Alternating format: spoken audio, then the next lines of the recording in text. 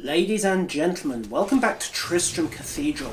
I edited out the vendor run that occurred between this episode and the last one, mostly because those things aren't really of any use unless either one, something interesting drops from the vendors, or two, someone, say, vendors a staff of herding in a multiplayer game without realising, which is amusing for all of about 10 seconds. Yes, that would appear to be all for the moment. Hopefully it's not all for the whole video. This is going to be a really, really boring bit of footage. I do not understand how evil walks in the day. Should it not... We're 100 feet underground, you numpty. What light? But the light is both a literal and figurative foe of evil. Well, I suppose we could cave in the roof. Okay, we'd have several hundred tons of masonry on our head, but hey, there'd be some light. Keep your distance from it. This burden is mine to bear. May death bring peace from your mind. That was a feeble stab. Traitors! Even in death, the armies of Condorus will still obey their king, even if you will not. Obligatory dying monologue as well. No wonder his death didn't take the first time around. And what kind of villager carries a crossbow as part of their daily job? On the other hand, given how bad a zombie problem they have, that's probably just being prepared. And oh wow, more rubber banding. Blizzard, why did you make us go online even for single player stuff? Why? I can understand the basic logic behind it as an anti-piracy measure. You can't protect the software, so you protect the access to the accounts and the servers instead. That will last until about 2 seconds after somebody figures out how to spoof a server. Let's be honest, it's not going to stop the pirates, although it might slow them down, and it just inconveniences straight customers like myself. Not to mention the poor sods who've had their accounts compromised already. Now that could have just been people leveraging Battle.net accounts that were already breached and they just hadn't exploited and cleaned it out yet, which would make sense. 2 for the price of 1, particularly with the annual pass giving away so many Diablo accounts. Anyone bonkers enough to buy a year's worth of WoW at once, or at least to commit to buying a year's worth of WoW. Yes, we do. Stop interrupting. Would probably be committed enough to WoW to have an account worth jacking in that respect as well. Now, what have we got here? This is Alderaan 1.5, isn't it? Okay, so we've got what looks like 4 static mood makers, 3 now, of course, and a ton of skeletons coming this way. Should probably be great if I'm doing this on normal difficulty. If I let that many skeletons get that close to an inferno or even nightmare, I suspect I'd be dead by now. Oh well, keep rolling on. It's actually an interesting point. How distinctive can you make a monster in this style of game? Is there such a thing as a taxonomy of monsters? Let's see. Just as basic classifications, you've got melee and ranged in terms of where they need to be. You've got summoners, you've got leechers, illusionists, those of you who had that boss in, which was it? Uncahet. The last boss in Uncahet, which has you fighting copies of the rest of the party. God, that was not fun if you were the healer. And of course general mix-ups of the type, so you have hybrid classes as well. Interesting project there if anyone's ever bored out of their skull. I don't think I'll ever be that far gone. An encyclopedia of monster archetypes. Someone ought to get on that. Right then, so we've cleared the place out, and yes, I'm wandering down the side corridors yet again. It's a horrible habit for those of you who just want to get on with the plot, I know. Sue me, I need the XP. Right. Can't go that way, so it looks like we're taking a detour. Burn the archer and toddle on. Whoever's curating this place zombie problem or no really needs to make more of an effort. I mean, they're just leaving the ashes lying around haphazard. You've somehow got skeletons and unmarked graves under the floorboards, but it's not gold coins in unmarked stashes under the floorboards. Bratsmon. And that's sparkling over there. Let's see. What's it got to say? We have just arrived in Tristram, and I must say, I'm a bit dismayed. This place is a backwater filled with serfs and an ancient broken-down monastery, hardly fit for the king of Condorus. I cannot fathom why Lazarus was so intent on this becoming our new seat of power. Guidance to Kings 101. When your Chancellor, who is utterly impeccably loyal, ha ha ha ha ha, suggests you go to somewhere completely out of the way, take an axe to his neck. It's the only way to be sure. Alright, this looks like it's a good way of moving on because the objective just updated. It's the same style of door, and we have the nice blue glow of a zone transition. Hang on, where did everyone go? You will never defeat me! Optimist. You were defeated the moment you surrendered to madness. I'll say this for whoever voice acted the Templar, they gave him a nice line in combat, even if he did somehow scarper the moment that chap appeared. Right, burn this lot down, then we can deal with the auto-locking door. I imagine it'll go as we've wiped out a few waves of these guys. Pop, pop, pop, pop. Only the one wave? Yeah. Okay, fair enough. I suppose they don't want to keep you waiting too long. Now, as I understand, we're supposed to be doing the quid of jamming a fuse back into this guy's circuit board, so I'm sure he's going to be grateful. No, he isn't! Terrific. I should be much less surprised than I actually am, shouldn't I? Alright then, let's see. Honking melee attack judged by that mace. Let's see what else he can come up with. Oh. Okay, I only just summoned those dogs, you git! Alright, and he has a teleporting charge that I probably need to get out of the way quicker than I did there. And that spinning whirlwindy charge thing, which I definitely don't want to be aware of. Oh, and he summons skeletons. What a terrific surprise. Now, does he have any other party pieces? Doesn't look like it so far. That teleport's annoying. You have to move the moment he starts winding up with that blue glow, or he's just going to drop on you. Of course, the blue glow sickles everything else as well. Right, more dogs, and ouch, that stung a little. Fortunately, we've got a nice big oval here that we can essentially kite everything around.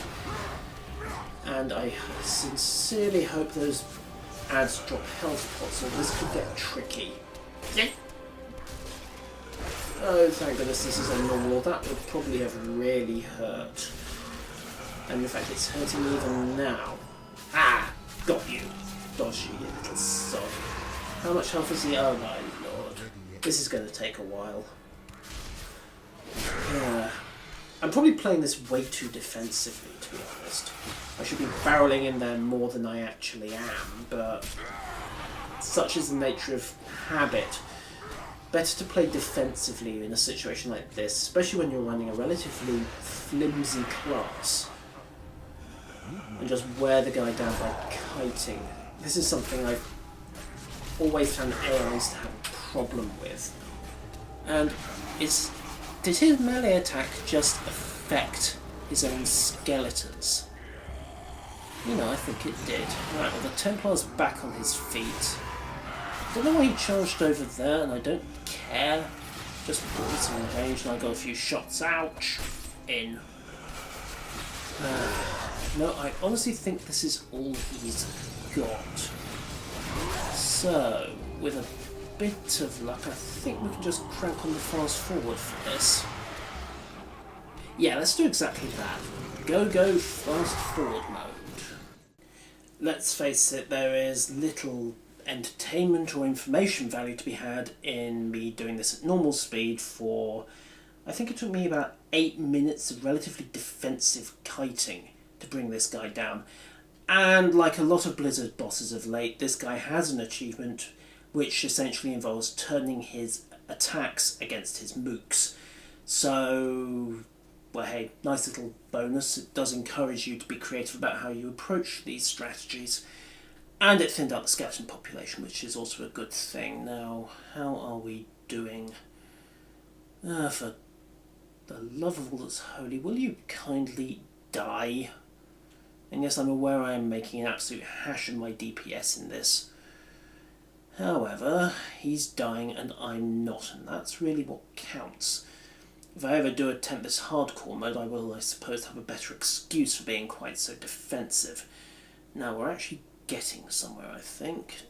25%, 24, 23...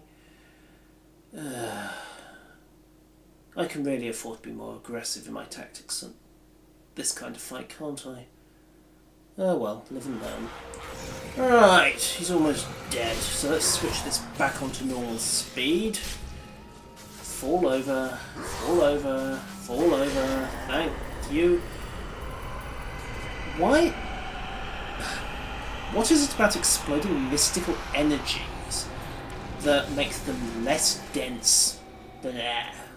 It wasn't like they were there before. Is there some kind of obscure law of magical physics? Proclaimed Leoric King of Condurus many years ago. He ruled well until Diablo's influence drove him mad, and the loyal knight Lac Danan was forced to slay him. Afterward, Diablo himself raised Leoric from the dead as the Skeleton King, until the monarch's son, Aiden, vanquished him. Right, so Aiden was the hero in Diablo 1, presumably, which would make him Leah's father.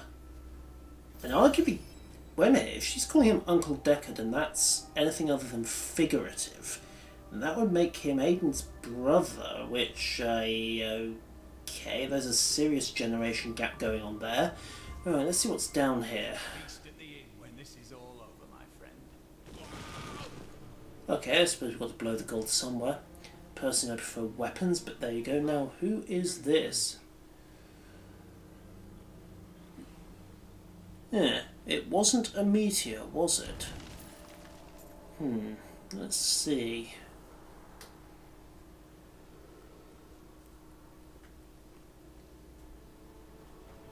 The Stranger. So you are the fire that fell from the sky. Why do I find you here at the source of this place's darkness? I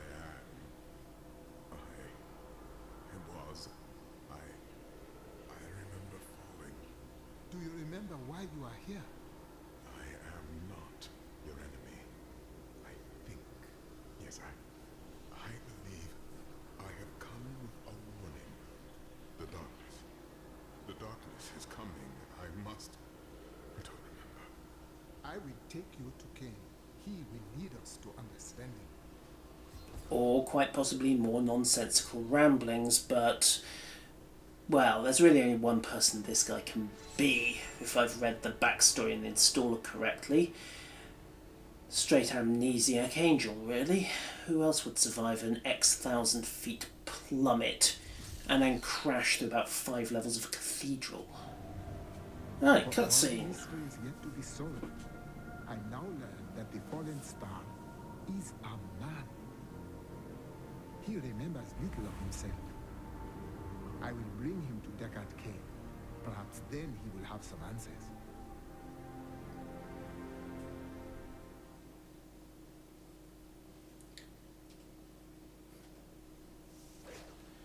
Alright, welcome back to Tristram. And we still haven't used the mayor as bait. Well, that's a missed opportunity. No man could survive such a thing. Who are you? What are you? A warrior, I think. I came bearing grave news, but I cannot remember. Your message might be all that can save us from impending doom. Well, as messages go, that's needlessly garbled. On the other hand, I suppose 10,000 footfall does that to you. Falling. Fire.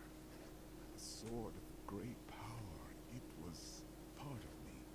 But it shattered into 3 pieces as I fell. It is vital that we find those pieces. I believe the sword made whole will restore your memory. The goatmen are rampaging through the fields. Could the sword have anything to do with that? Of course, of course. Just as the dead rose around the stranger, the sword pieces drove the goatmen to madness. I will bring back the sword and bring peace to the Khazra, one way or another.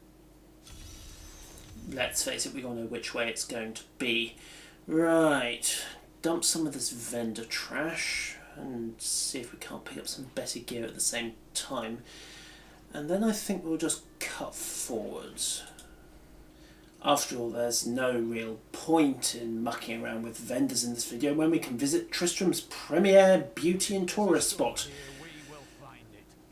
Yeah, you need to work on the naming, guys. You really need a better tourist board. And, okay, at least we're not dealing with undead anymore. I suppose a little bit of variety is always good.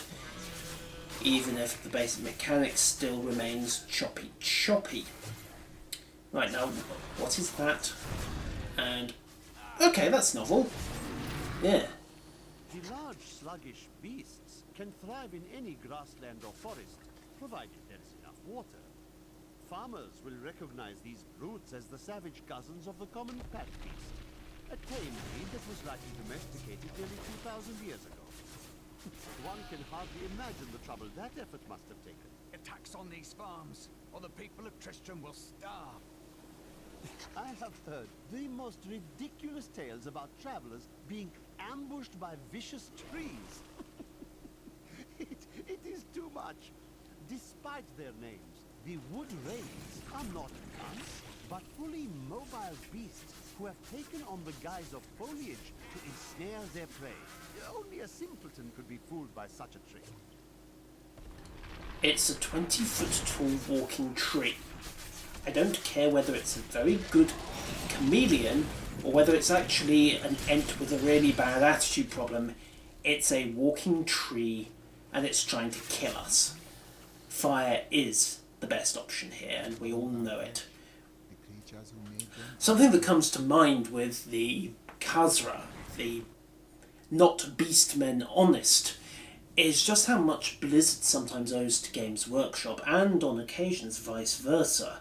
The Tyranids and the Zerg have borrowed from each other plenty of times down the years, and it looks like these guys are borrowing from the Warhammer Gore, the Beastmen. In some respects it's not really a surprise. After all, Andy Chambers, who used to be one of the senior design bods at Games Workshop, was working for Blizzard. I don't think he is anymore, but he was certainly working on StarCraft 2. Mature bat that has been mutated by the darkest of magics. I no longer doubt that demonic forces have corrupted these creatures. That's a really interesting shaped bat if he's right. Okay, let's keep going. Hopefully there's a bit of a sword down here, but this has the feel more of a random dungeon than a plot-related one. Most we're not being drowned in ghosts, or beasts, or zombies, or indeed anything other than random 2-foot trash frogs. We're being attacked by a giant teleporting frog. Make that a giant teleporting explosive frog with a voodoo mask. Okay, fair enough. Some things should probably not be thought about too closely. Trade a bit of defense from the shield for a voodoo doll. And then let's toddle on. After looting the villagers dry, of course. Okay, right. Do we have any more? Yes, we do. There's another chest over there. Why am I not picking up this cash? What was possessing me at the time? And bloody chest. Oh, lovely. Bloody awful loot. I'll give you that. Okay, 25% protection on top. Not that we're going to need it. I think we pretty much wiped out the froglets. Indeed, yes, I think we have, because that is the teleport out of here. Well, that was a nice little diversion, but we're now closer to finding the sword. So, let's head back up and see if we can find any more beasties. More to the point, can we find the actual Council of Dead? I'm guessing that's a name dungeon we're going to have to find round here.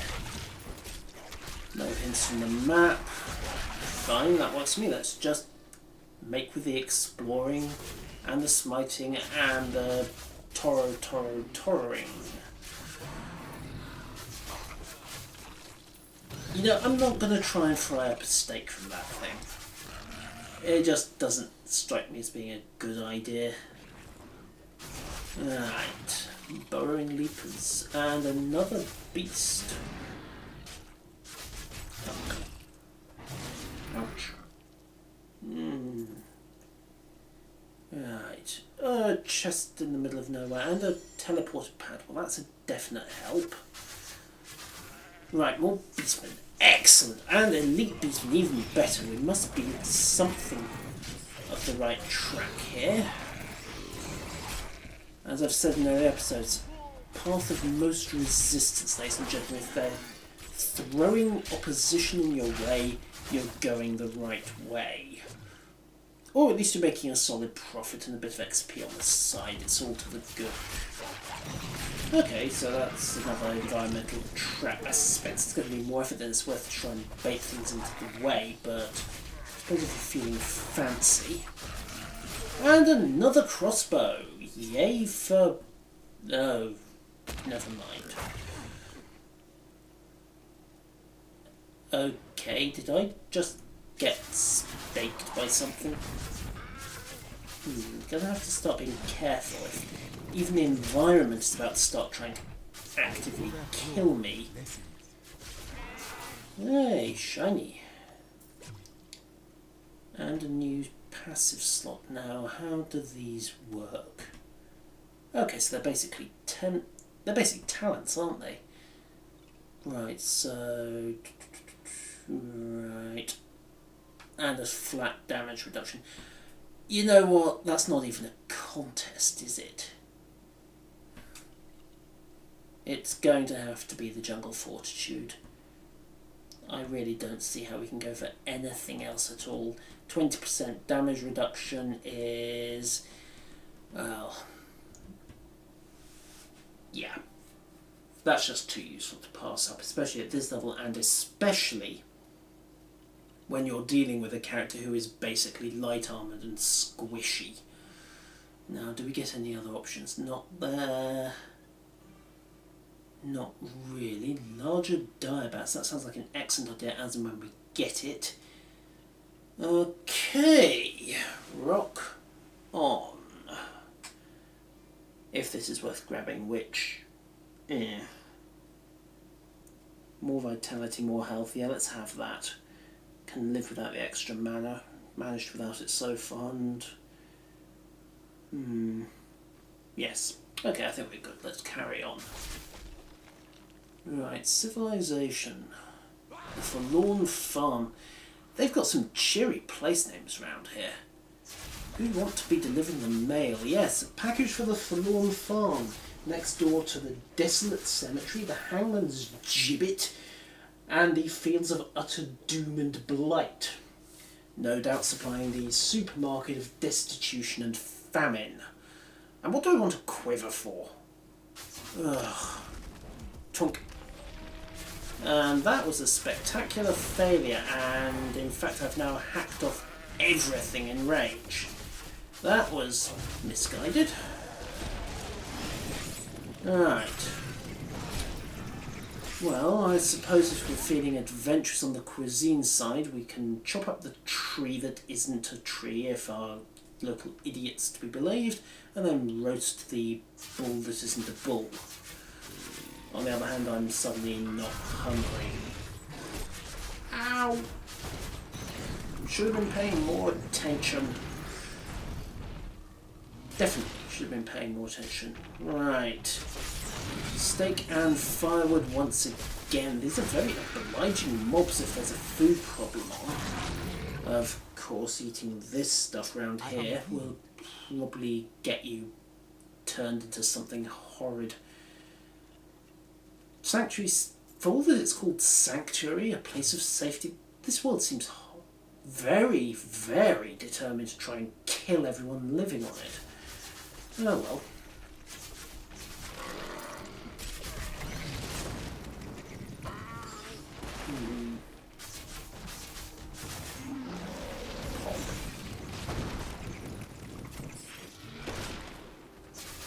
Neon sap.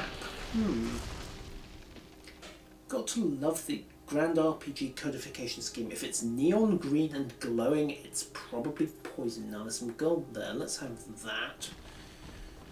And let's backtrack a little, see if we missed anything this way. I don't think we did, because I suspect what we're looking for is off to the north and northeast, but just for the sake of completion, let's trail down this boundary first. I'm actually going to fast forward again at this point, because what I ran into on this little traipse around the countryside was mostly proof that Durkin was right. The trees really were attacking, although running for your life didn't turn out to be necessary. There were two encounters of note. This was the first one.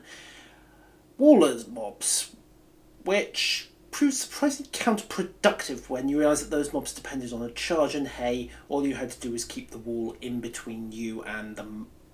Well, if not all the mobs, then most of the mobs. That turned into a very short encounter. And the other encounter is this one, the secluded grove. On the one hand, ambushes should be less blatant than they actually were. On the other hand, those sprout mines almost did us in. So make of it what you will. Not compost those, so call that a success. Alright, eventually, of course, I saw sense after trying everything else, and did what I should have done right at the start, headed back and picked up the road. Yes, common sense. Not all that common, and I frequently lack it. So, having tried everything else first, and probably depopulated the whole field, and probably defoliaged a large chunk of it as well, we found one of the more blackly comic bits of this zone. And yes, the dead beast triggered another ambush. In this case, however, it was not beastmen. I'm sorry, Casco. Not beastmen. Insistent terminology, ladies and gentlemen. Giant frog things. Well, giant by the standards of frogs, at least. Not really a threat. I mean, just bring forth the bats and burn them all. Then the giant frog turned up, and frankly, he fell over just as quickly as everyone else. I'm sure she'd love to meet you, and thank you for your help. Well, provided thanks means loot, I'm all for it. Alright, let us go and be sociable. This is the man who saved our farm. Listen to me. Your wife's spirit is gone. Oh, I know. She's been glum ever since the weather turned last week. Ah, it pleases you to stay with her. So be it. Oh, she's nodded off. Okay, denial is not just a river in Egypt. Still, she had some decent loot on her. Or rather, they had some decent loot stashed in the chest. I hope they don't mind us junking the place. My wife can't help with the planting and harvesting. She's nothing but skin and bones. The puns, they are dreadful. The humour is, however, is spot on. Right, now I suppose we really ought to find this den. We've looked everywhere else, so let's head up this way. and the trail of corpses is probably a good sign, so... Oh, I don't believe this. It was right next to the farmer. Join me next time, ladies and gentlemen. Hopefully I'll have learned how to get hold of a map first.